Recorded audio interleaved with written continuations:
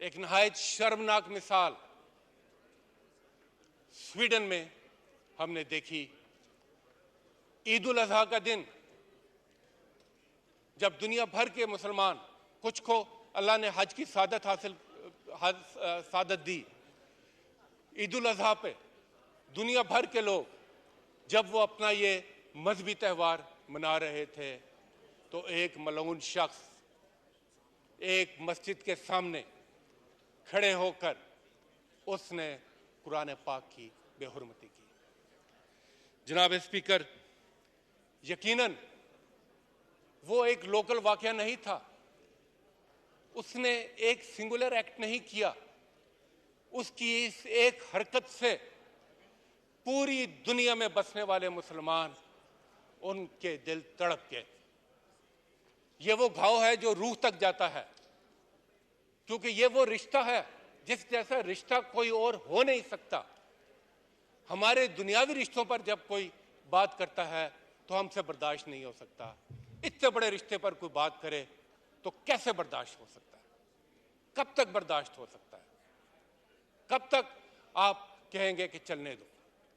जनाब स्पीकर, यकीनन पूरी दुनिया में इसकी शदीद तरीन मजम्मत हुई। पूरी दुनिया में बसने वाले मुसलमान, मुस्लिम हुकूमतें और OIC के प्लेटफॉर्म से एक वेल वर्डेड, एक भरपूर मजम्मत और एक भरपूर पैगाम गया। ना सिर्फ ये बल्कि मुख्तलिफ दीगर ममालिक में भी मजम्मत का ये सिलसिला जारी है। मगर स्पीकर साहब, ये कोई पहला वाकया नहीं है, ये कोई दूसरा वाकया भी नहीं है। सिर्फ स्वीडन में जनवरी में ऐसा ही वाकया इससे पहले हो चुका। मगर अगर आप माजी करीब में देखें तो हिजाब पर पाबंदी से लेकर इस्लामी शायर के मजाक उड़ाने तक, इस्लामिक सिंबल्स को निशाना बनाने तक और गुस्ताखाना खाकों से लेकर कुरान पाक की बेहुरमती तक एक सिलसिला है जो रुकने का नाम नहीं ले रहा। हमें इस सारे वाकये को इस सारे पैराए में देखना होगा, तभी हम आइंदा का लाइहा अमल तय कर सकते हैं। और जब यह वाकया होता है, ये जितना बदसूरत वाकया है, ये जितना नफरत अंगेज वाकया है, उसको इतना ही खूबसूरत पैरहन पहनाने की कोशिश की जाती है। कहा जाता है फ्रीडम ऑफ स्पीच है। फ्रीडम ऑफ स्पीच को इक्वेट किया जाता है हेट स्पीच के साथ। अगर बोलने वाले की आजादी है तो सुनने वाले की भी कोई हकूक है। यह नहीं हो सकता।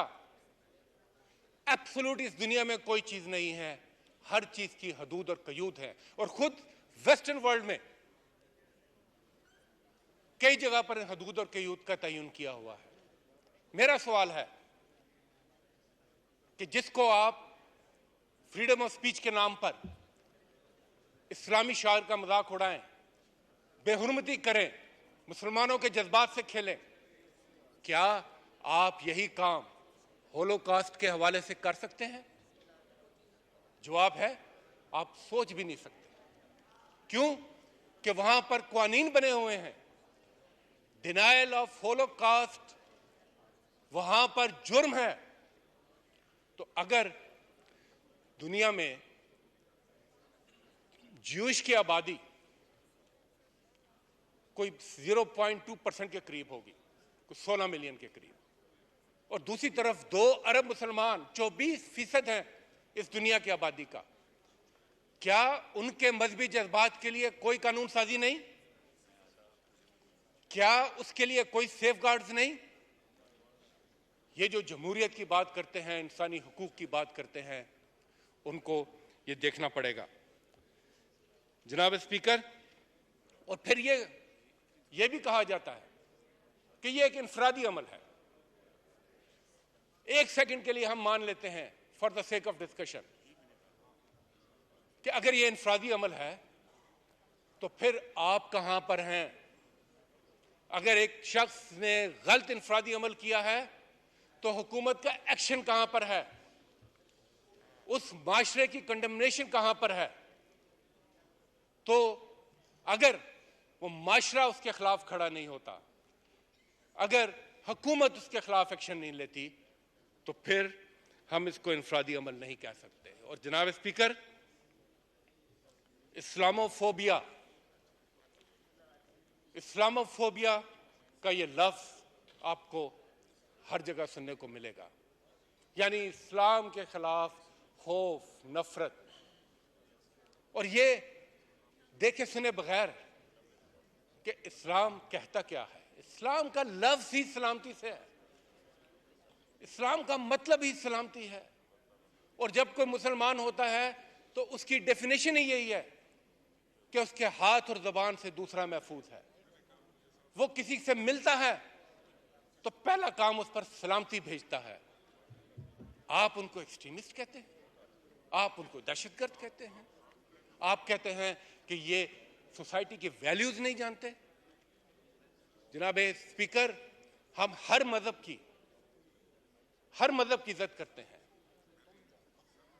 तकरीम करते हैं, मगर हम ये भी बताना चाहते हैं कि जिस मजहब को हम उसको मजहब नहीं दीन कहते हैं, दीन जो मुकम्मल ज़ाब्ता हयात है, जो मुकम्मल ज़ाब्ता हयात है, जो सिर्फ अबादात का मजमुआ नहीं है। और जनाब स्पीकर, किस रब को मानते हैं? जो रब्बुल आलमीन है, तमाम जहानों का। किस नबी के पैरोकार हैं? जो रहमतुल आलमीन है, मुस्लिमीन नहीं, आलमीन, तमाम जहानों के लिए। और किस किताब को मानते हैं जो रहनुमाई, रुश्द और रहनुमाई का जरिया है तमाम नौ इंसानियत के लिए। तो ये इस्लाम का पैगाम तो आफाकी है, रहती दुनिया तक सब नौ इंसानियत के लिए। आप कहते हैं ये एक्सट्रीमिस्ट हैं, आप कहते हैं ये जमहूरियत पसंद नहीं है, आप कहते हैं ये इंसानी हुकूक नहीं जानते। जनाब स्पीकर, मसला इतना सादा नहीं है। यह मसला सिर्फ नजरियाती नहीं है, यह मसला सिर्फ फिक्री नहीं है। इसके पीछे मुहरकात हैं, सियासी मफादात हैं, स्ट्रेटेजिक मफादात हैं, मुआशी मफादात हैं। और ये मफादात जो हैं वो इन टर्म्स को और इस किस्म के रवैये को आगे लेकर चलते हैं। और इस वक्त ये जो लहर है, हम देख रहे हैं पिछले कुछ सालों से, अमेरिका से लेकर यूरोप तक और यूरोप से लेकर एशिया तक, हमारे पड़ोस तक, कौन सी जगह महफूज रही है इस इस्लामोफोबिक एटीट्यूड से। और हर एक ने इसको अपने मकासद के लिए इस्तेमाल किया। 9/11 के बाद इस्लामोफोबिया आपको हर जगह नजर आएगा ये लफ्ज। और इसके कवर में एक तस्वीर कशी की गई कि मुसलमान, इनके साथ आप बैठ नहीं सकते, ये दहशतगर्द लोग हैं, ये वैल्यूज पर बिलीव नहीं करते। आज यूरोप में जो हो रहा है, ये सिर्फ स्वीडन की बात नहीं है,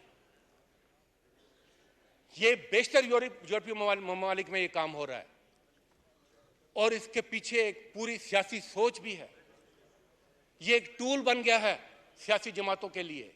और आज आप देखें कि वहां पर लिबरल जमातें, उनका ग्राफ नीचे आ रहा है, और वहां पर जो राइट एक्सट्रीमिस्ट जमातें हैं वो दिन ब दिन उनका ग्राफ ऊपर आ रहा है। और वो ग्राफ इसलिए ऊपर आ रहा है कि वो इस हेट मॉन्गरिंग में लगे हुए हैं। ये उनकी पॉलिटिकल आइडियोलॉजी है। जितनी नफरत पैदा करेंगे वो अपना वोट बैंक बढ़ाते हैं। तो असल मसला उनका कुछ और है। वहां पर मुआशी मसाइल हैं, वहां पर इमिग्रेंट्स के मसाइल हैं, मगर उन मसाइल को मजहब और मुसलमानों को निशाना बनाकर एक फसाद क्रिएट किया जा रहा है, बजाय ये कि असल मसले को एड्रेस किया जाए।